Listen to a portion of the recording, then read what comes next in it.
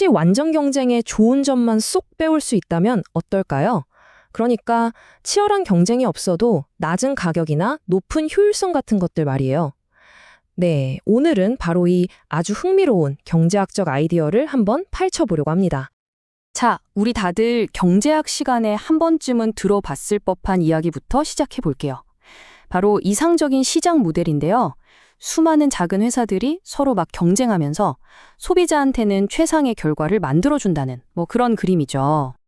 그런데 말이죠, 여기서 질문 하나. 솔직히 현실에서 이런 완벽한 시장 보신 적 있으세요?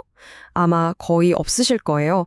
바로 이 지점이 오늘 이야기의 출발점입니다. 그래서 오늘 우리가 어떤 순서로 이야기를 풀어갈 거냐면요. 첫째, 완전 경쟁이 왜 그냥 신기루 같은 건지. 둘째, 그럼 독점은 어떻게 해결하려고 했고 그 한계는 뭐였는지. 그리고 세 번째로, 경쟁의 위협이라는 아주 새로운 아이디어를 살펴볼 거고요. 네 번째, 경합시장이 뭔지. 마지막으로 이 모든 게 실제 정책에는 어떻게 녹아들어갔는지까지 쭉 훑어보겠습니다. 자, 그럼 첫 번째 이야기부터 시작하죠.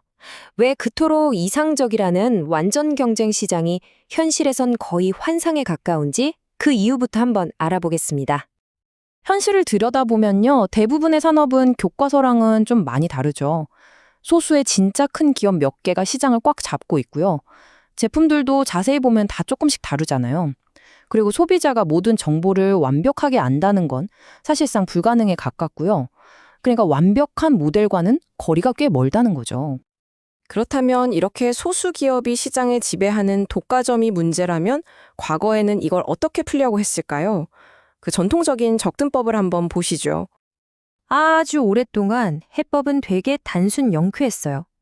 기업이 많아지면 경쟁도 알아서 치열해지겠지, 이런 생각이었죠. 그래서 아주 거대한 기업을 법으로 강제로 쪼개서 경쟁자 수를 늘리려고 했던 겁니다. 근데 이게 생각처럼 쉽지가 않았습니다. 당연히 기업들은 엄청나게 저항하면서 길고 비싼 법정 싸움을 벌였고요. 또 설령 정부가 이겨서 회사를 쪼갠다고 해도 규모의 경제라고 하죠. 회사가 클 때 나오는 그 효율성을 오히려 망가뜨리는 그런 부작용이 생기기도 했습니다.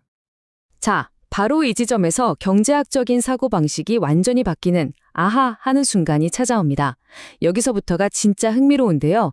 과연 어떤 새로운 아이디어가 나왔을까요? 바로 이 질문입니다. 어쩌면 진짜 문제는 경기장의 선수가 몇 명이냐가 아니라 아무나 쉽게 들어오지 못하게 막는 그 담장이 너무 높은 게 문제 아닐까? 하고 관점을 완전히 바꿔버린 거죠. 네, 바로 이겁니다. 새로운 접근법의 핵심은 완전 경쟁을 억지로 만들려고 하지 말고 그냥 완전 경쟁의 결과를 흉내내게 만들자는 거예요. 시장의 구조를 뜯어고치는 대신 시장이 효율적으로 돌아가게끔 그 결과에 집중하자는 거죠. 이 표를 보시면 그 생각의 전원이 딱 보이죠?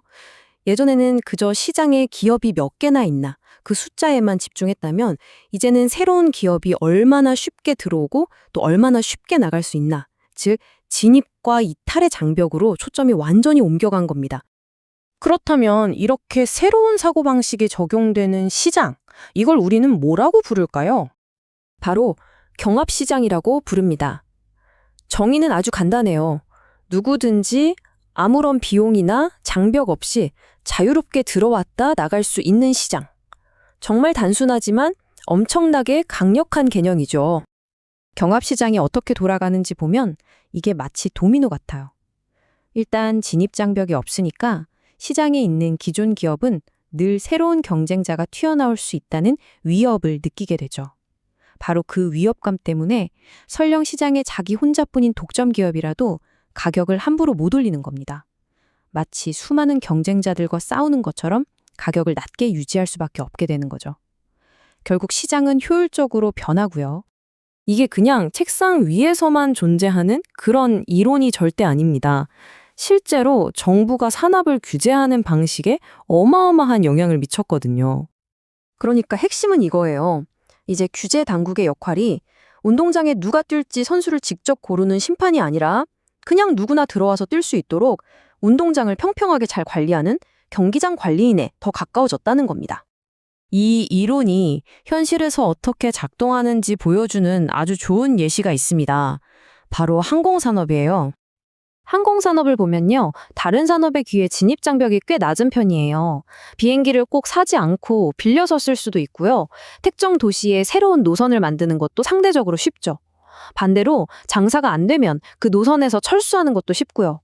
바로 이렇게 들어오고 나가는 게 자유롭다는 특징이 항공사들이 가격을 마냥 올리지 못하게 만드는 아주 강력한 힘으로 작용하는 겁니다. 결국 우리가 기억해야 할 가장 중요한 메시지는 이겁니다. 중요한 건 경기장 안에 선수가 몇 명이냐를 세는 게 아니라 그 경기장을 둘러싼 벽을 허물어서 누구나 자유롭게 들어와 뛸 수 있게 만드는 것이라는 점이죠. 그리고 이 이야기는 우리에게 마지막으로 이런 질문을 던집니다. 우리 주변의 다른 산업들에는 또 어떤 벽들이 허물어지기를 기다리고 있을까요? 한 번쯤 생각해 볼 만한 문제인 것 같습니다.